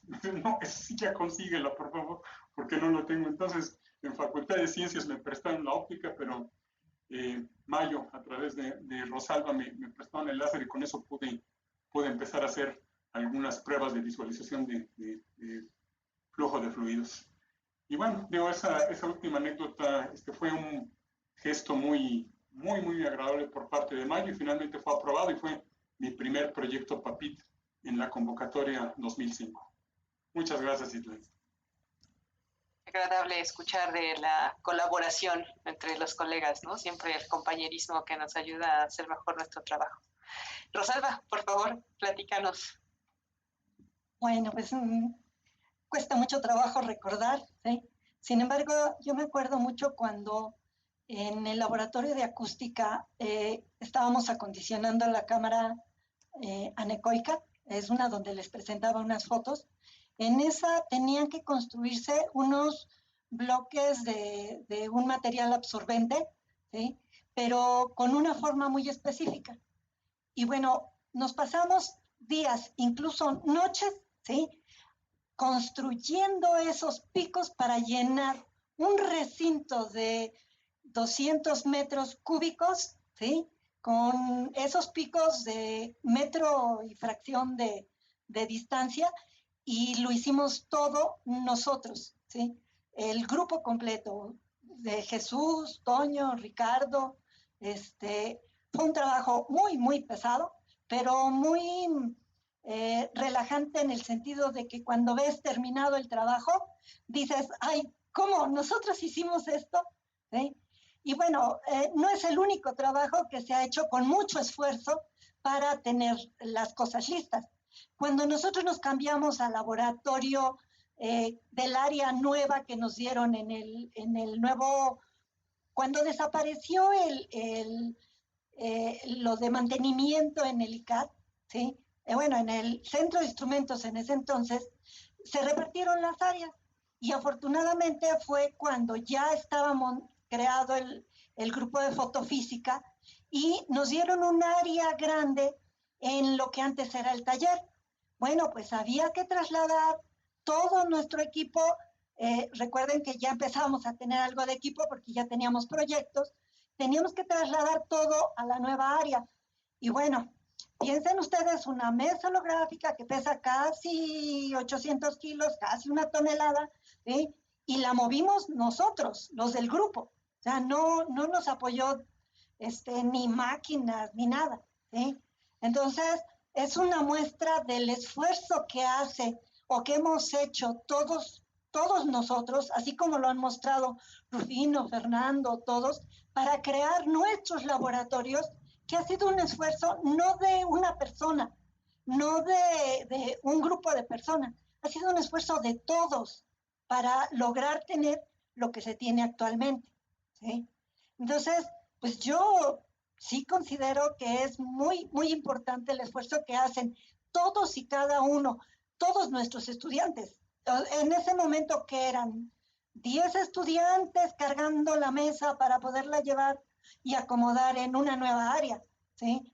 Entonces, o construyendo decenas, cientos de una espuma con forma y ángulo específico y todo, diseñado por los mismos investigadores del lugar. O sea, crear lo que es ahora el ICAT nos ha llevado mucho tiempo y nos ha llevado mucho esfuerzo, ¿sí? Y bueno, en ese sentido, yo sí quisiera, no es una anécdota, es más bien un comentario. Para mí es muy importante comentar las facilidades que tanto el Centro de Instrumentos, CECADET o ICAT nos permite a los académicos.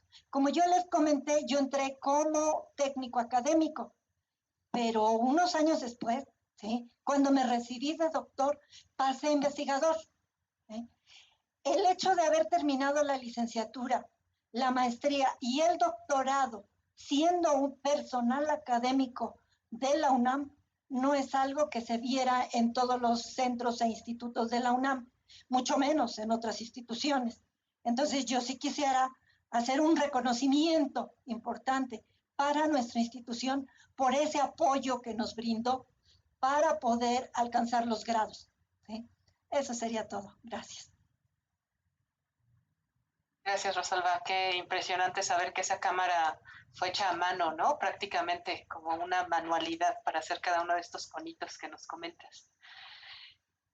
Gracias por compartirlo. Y Fernando, adelante, por favor, si nos cuentas anécdotas que recuerdes de la década. Gracias. Bueno, no soy muy bueno contando anécdotas.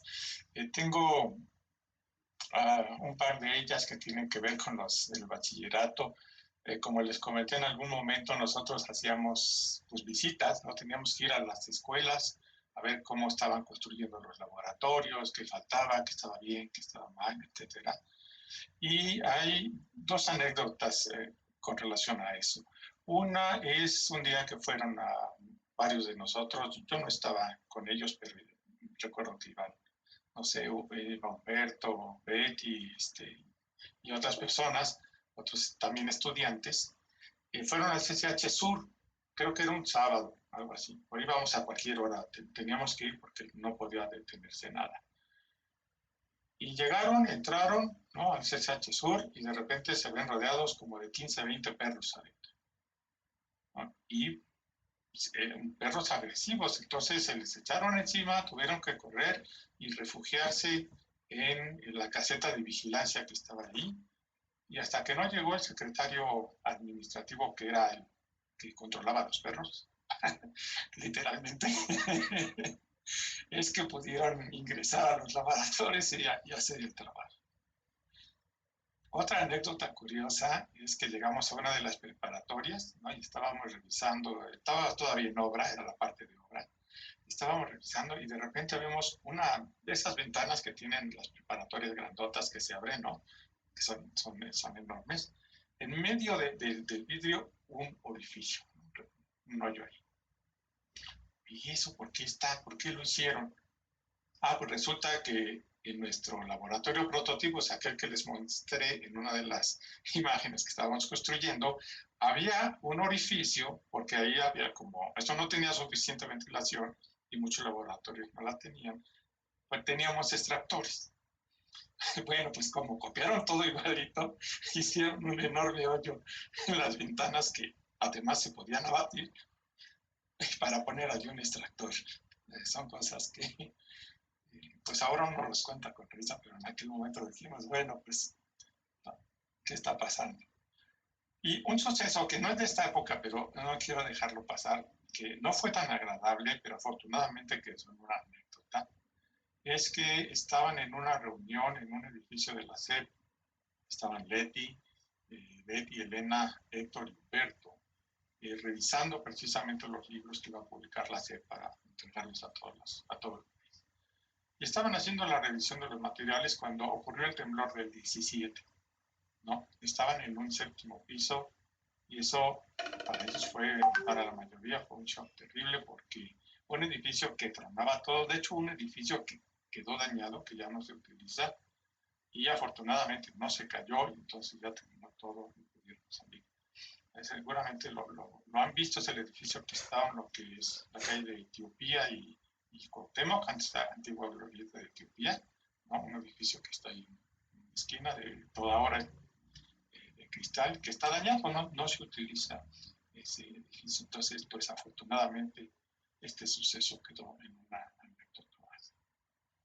Y bueno, pues como estas hay muchas otras, ¿no?, dentro de nuestros compañeros, cosas que fueron pasando, pero ya tenemos poco tiempo y sería muy largo recordar varias de ellas, así es que yo lo dejo aquí. Muchas gracias. Muchas gracias, Fernando. Y bueno, Augusto, ¿hay alguna anécdota que nos quieras platicar, algo relevante de la década? Sí, cómo no. Bueno, en la preparación de este conversatorio lo comentamos, que empezamos esa década todavía estando en huelga, una huelga que pues, tuvo un impacto importante en la universidad y la dirección de la universidad, así lo vi yo. Me tocó era relativamente todavía un centro pequeño a finales de los 90s, principios de los 2000. Entonces me tocó ser el representante en la coordinación de la investigación científica del Centro de Instrumentos, y me tocó la huelga. Y recuerdo ir a las sesiones del CETIC durante la huelga y la preocupación general de cómo estaba la universidad, qué iba a pasar, los rumores, ¿no? Porque lo que se veía en las noticias, pues no ayudaba mucho, ¿no? La información que se obtenía de afuera. Recuerdo mucho que había esta preocupación y empezaron a correr rumores de que nos iban a dividir a la UNAM, como se había hecho con la Universidad de París y la Universidad de Roma. Me parece que habían crecido demasiado y la habían subdividido en universidades más pequeñas. Era el cambio de gobierno, ¿no? Terminamos, pues, no recuerdo cuántos, 75 años de hegemonía del PRI, justo íbamos a cambiar, en teoría empezábamos la democracia. En teoría ya había ganado un partido de la oposición, y en el 2000, justo con el arranque de la década, empezaba el nuevo gobierno. Y definitivamente pues, todos pensamos que la huelga tenía algo que ver con el cambio de gobierno, el cambio de poderes, ¿no? Yo vi un cambio de paradigma de la universidad al inicio de esa década.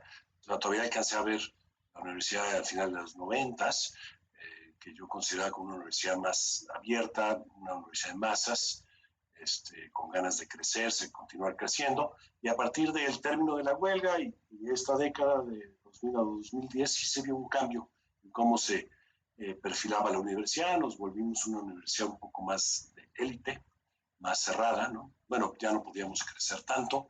Tengo yo la idea de que todo eso tuvo que ver la huelga, pero nunca nos enteramos de mucho. Lo que sí recuerdo, a manera de anécdota, es tener el problema. Nosotros como centro nunca paramos. Bueno, no sé si ustedes se acuerdan, según yo, habremos parado 2 semanas, pero no recuerdo. No nos dejaban dar clase, eso sí. Pero de que teníamos que ir a trabajar al centro, teníamos que ir a trabajar y continuar con las investigaciones y los laboratorios. Estaba cerrada la universidad, pero teníamos que estacionarnos afuera y entrar caminando. Y pues trabajamos nosotros con bastante normalidad. Y sí recuerdo tener ese problema con gente externa, porque se veían las noticias que la universidad estaba completamente cerrada. Yo recuerdo que había gente que no me creía, que decían, no, bueno, pero nosotros no, nosotros los centros seguimos trabajando. No podemos meter el coche, pero nosotros entramos caminando y tenemos que ir todos los días. Nada más tenemos prohibido dar clases. Y sí recuerdo gente que no me creía, porque en las noticias decía que estaba cerrado. Entonces era un problema que uno que trabajaba en la universidad, la gente le creía más a la televisión y a las noticias que a uno que estaba en la universidad. Yo creo que a la fecha todavía no me creen que, no, sí, esos fueron 9 meses, yo estuve trabajando bastante con normalidad. También recuerdo mucho, no sé si empezamos esa década todavía, hubo muchos cambios a lo largo de la década, tecnológicos, ¿no? Que nos afectaron a cómo trabajamos, ¿no? Todavía, creo que también lo comentamos cuando preparamos este conversatorio, lo de las telecomunicaciones, pues teníamos un telefonito en el pasillo que era para todos, no teníamos teléfono en las oficinas. Eso era a final de los 90. No sé si entramos a los 2000 todavía en esta situación, creo que sí. Pero había un teléfono que era para todos en el pasillo y pues sonaba el teléfono, estaba uno trabajando y sonaba, alguien tenía que salirse de su oficina, ir a contestar el teléfono y a gritos por el pasillo, fulanito, te llaman, ¿no? Y así era como trabajamos. La verdad no era molesto, era divertido, era agradable, o sea que la gente conviviera bastante. Después ya cada quien con su teléfono en la oficina. Ese tipo de cosas fueron desapareciendo en esos años, ¿no? Bien, y ahí como se mostró, lo que hice fue bajar algunas cosas relevantes del entorno que sucedieron durante esa década. Apenas empezaba Facebook, ¿no? Pues todos sabemos que todas las redes sociales nos ha cambiado la vida, la misma universidad. Ahora, precisamente esto, pues entiendo que se va a transmitir por Facebook. Empezó la época del terrorismo internacional, que también nos pegó un mega susto al inicio de la década. Recuerdo mucho esas imágenes, estaba yo preparando mi clase, iba a dar clase, cuando empezaron a salir estas imágenes en la televisión, pues sí fue un mega susto. Yo vine y mi clase normal aquel día, pero sí estábamos todos muy, muy preocupados de qué estaba pasando, ¿no? Si estaba empezando ya la Tercera Guerra Mundial, sustos que nos llevamos durante esa época, ¿no? Ya nos llevamos un primer susto, curiosamente, con el virus, con el coronavirus, esos años, ¿no? Que afortunadamente no llegó a lo que estamos viviendo ahorita, pero pues el susto igual nos lo pegamos. Y bien, pues son cosas que recuerdo. Al inicio de los teléfonos celulares, ¿no? Creo que eso también fue en esa, de los inteligentes, digamos. Yo empecé a usar teléfono celular en esa década, supongo 2003, 2004. Pero ya para finales de esa década ya estaban en auge los teléfonos inteligentes, ¿no? Que hoy en día pues, nos mantienen muy ocupados y que sin ellos pues casi que no podríamos vivir, para bien o para mal, no lo sé. La crisis económica que se desató a final de esa década, que definitivamente tuvo un impacto fuerte. En esos años, de cómo trabajábamos, ¿no? Definitivamente pasamos de años de, como dicen, de vacas gordas a vacas flacas a partir del 2008, ¿no? Antes del 2008, pues no era tan difícil irse a un congreso, nos íbamos con los estudiantes, había más dinero de apoyo a la universidad, a la investigación en general. A partir de esos años cada vez ha habido menos, y bueno, ha sido más difícil, ¿no? Debido a estas crisis que aunque no son asuntos de la universidad, pero sí son asuntos que nos ha afectado, ¿no? Asuntos externos que nos empezaron a afectar durante esa época y todavía tienen efectos. Bueno, son cosas que me acordé preparándome para este conversatorio. Pues con eso, Citlali, gracias. Muchas gracias, Augusto. Bueno, quisiera leer, primero que nada quisiera agradecerles por compartir una parte muy importante de su vida, de su trayectoria, de su paso por el ICAD. Ha sido muy grato escucharlos. Quisiera leer muy rápidamente algunos comentarios que recibimos. Josefina Elizalde los felicita por tan agradables remembranzas. Beatriz García les agradece por las historias, por las imágenes que compartieron, que nos ayudan a conocer más sobre nuestro instituto y a nuestra comunidad. Entonces, pues, por supuesto, también agradecemos a la audiencia que nos ha acompañado durante todo este conversatorio, por acompañarnos en esta transmisión. Y bueno, pues, agradezco una vez más a nuestros invitados y a todos les recordamos que el próximo martes 7 de septiembre tendremos la presentación del libro Memoria Colectiva del Centro de Instrumentos al Instituto de Ciencias Aplicadas y Tecnología, que justamente narra la historia de nuestro instituto. Los esperamos entonces. Muy buenas tardes y hasta pronto.